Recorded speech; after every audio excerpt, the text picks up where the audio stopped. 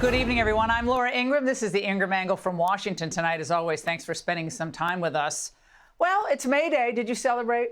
Well, it means it's another excuse for the left to agitate against Trump, against America, and generally to make total fools of themselves. 86, 47, 86, 47. 86, 47. You heard it. Yeah, that's mob talk. Remember the James Comey seashells? Meaning, take out the president. You know what I mean when I say take out. So if you ask, do any of these people work? Well, first of all, a lot of them are quite old. But remember, protesting is their work. It's their play. It's their retirement. It's their life's mission. Because a lot of these people yearn for the old days, for the Marxist communist marches that had some juice, like back in 1971. On April 24th, 1971, the National Peace Action Coalition, supported by welfare rights groups, labor unions, and others, held a massive demonstration in Washington, D.C.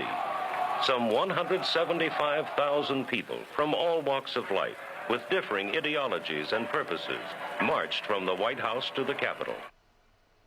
Now, that was a protest at the height of the Vietnam War, with a lot of the same commie groups supporting it, and it kept going. Some who came to break the peace stayed on in West Potomac Park. For them, the April 24th rally was only a prelude to May Day, an opportunity to advance their own well-defined aim, to shut down the federal government. These militant and violence-prone members of the New Left decided that the style, discipline, and tactics of peaceful assembly were no longer acceptable. Oh, no longer acceptable. They wanted it to go coast to coast, right? Those are the good old days for them. Well, we did see some of that in the summer of 2020, the summer of love after George Floyd. But today, it all seemed kind of uninspired, a rerun of a rerun. And it's funded by the same shady sources that back the group Code Pink, including a Chinese billionaire, Neville Leroy Singham. Now, they'll tell you there were 3,000 protests, but come on. Take a closer look. At Trump Tower, that group, that gaggle, consisted of, just a few upper middle class leftists apparently bored in their retirement.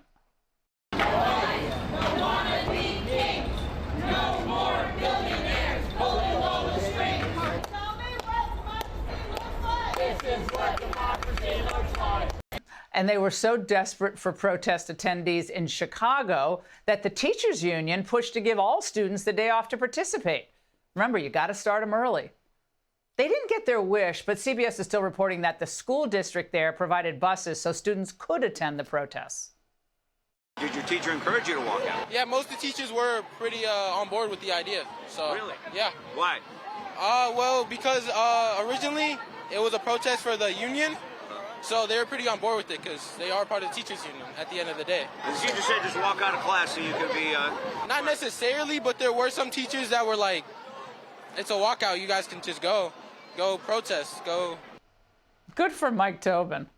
Now, I'm sure that student was riveted when failed Chicago Mayor Brandon Johnson addressed his little apparatchiks. Young people today, you're here by choice. You are here because you are creating action that will turn into power.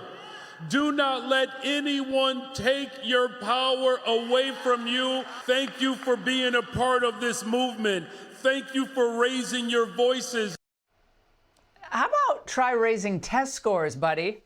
Only 40% of the students can read at grade level in these areas of Chicago, but we already know they don't care. Not Johnson, not Pritzker, and not the teachers' unions that bankroll the Democrat Party. Instead, their goal is clear. It's permanent power, creating a loyal majority by pushing mass amnesty for illegals, tossing out federal breadcrumbs, and whipping up false fears of racism. It's just more dead ends for people who could actually benefit from policies that deliver jobs and safer streets, otherwise known as the Trump agenda. Joining me now is Jonathan Turley, constitutional law prof and Fox News contributor. Professor, they were chanting a little bit about the court and some of these protests today and court packing. I want people to understand, because I think they hear court packing, that doesn't really mean anything to them. But what could the left achieve in a packed court that they can't achieve legislatively and are frustrated by? You know, Laura, the interesting aspect of all of this is that the polls show that the public is against court packing. But what these politicians are arguing, and they're being very open now about their plan to pack the court, is they're planning to use Congress, not let the voters decide, but to have Congress simply expand the court with an instant liberal majority. And there was a Harvard professor years ago who said, look, we've got to change the system radically to guarantee that we can keep power. And to get these changes done, we need control of the Supreme Court, which could strike down many of these measures. And they're now being quite open about it. Eric Holder, members of Congress, James Carville, they're all saying, you know, when we get control, we're going to pack the court, and that's going to allow us to keep the power. So when you ask, Laura, what's going to happen then, it's going to be two things. They will open up the route for many of these radical political changes to our system, including changes to our constitutional system. But they are also going to be reversing a lot of key cases. Bingo. You know, we had 303 Creative, which was a huge case, a huge win for free speech.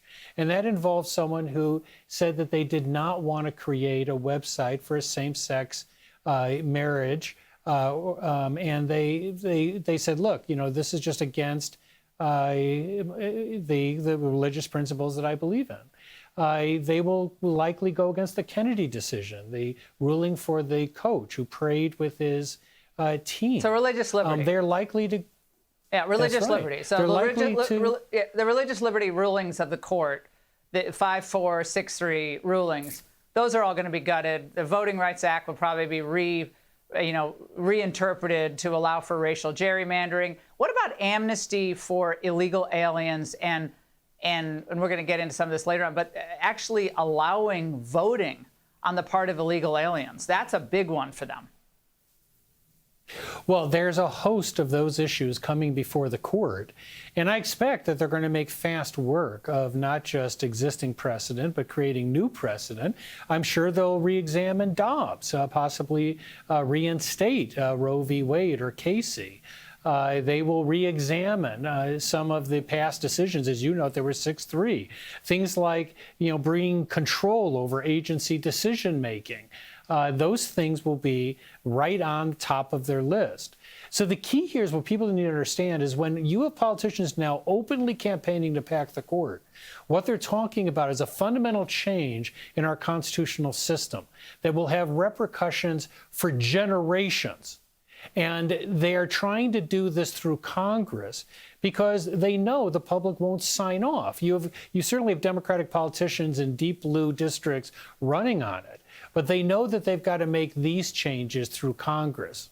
Professor, always great to see you. Have a great weekend. Be sure to like and subscribe for all the Fox News latest on YouTube and catch full shows streaming now on Fox One.